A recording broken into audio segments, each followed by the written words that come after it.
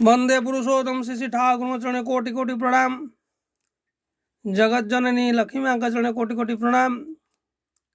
इष्ट परिवार का चरण कोटि कोटि प्रणाम। समस्त दर्शक गुरु भाई भाई को जय गुरु।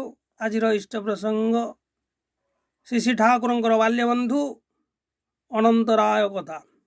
चलतु जानिबा। अनंत नाथ राय श्री ठाकुर ठारू से बयस 2 वर्ष बड़ और बाल्य बंधु थिले। श्री ठाकुर हिमायतपुर रे डाक्तरखाना खोलिबा परे अनंतनाथ कलिकतारू कंपाउंडर चाकरी छाड़ी गाँ काशीपुर को चली आसिले। डाक्तरखानार दायित्व नेले। से भावुथिले जे कीर्तन करबा भलो, किंतु कीर्तन करबा द्वारा कौन ईश्वर प्राप्ति संभव? सेथिपाई तो साधना करबा को पड़िबो।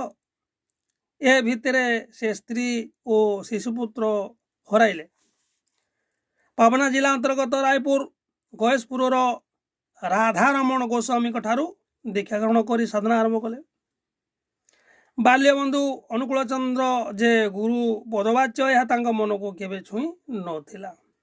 से साधना पाई घर ठारू दूर पड़िया 2 बखरा कानभास छाउनी तैयारी कले।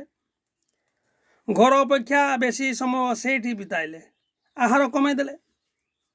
बेले बेले श्री ठाकुर ए सब साधना क्यों उद्देश्य रे बोली पचारे से हसी देउथिले।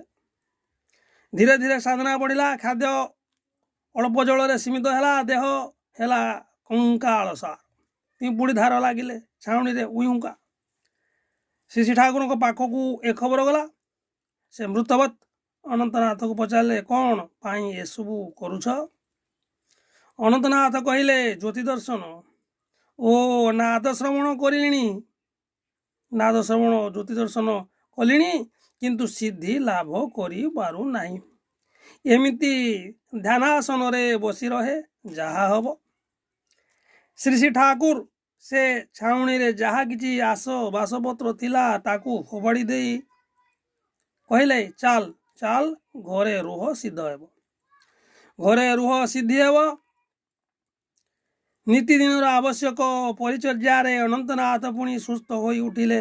देह ठीक है सीना, मन किंतु विषादग्रस्त। से भाविले जे तांको देह बोधुए ब्रह्म प्राप्ति पाई उपयुक्त हेउना, तेणु जबरदस्ती ये देह छाड़ीदेले मनर क्षोभ मेटिब।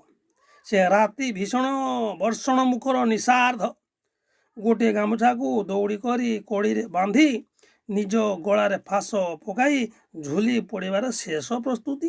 हठात कबाट रे कराघात है। किए डाकुची एते राति रे कबाट न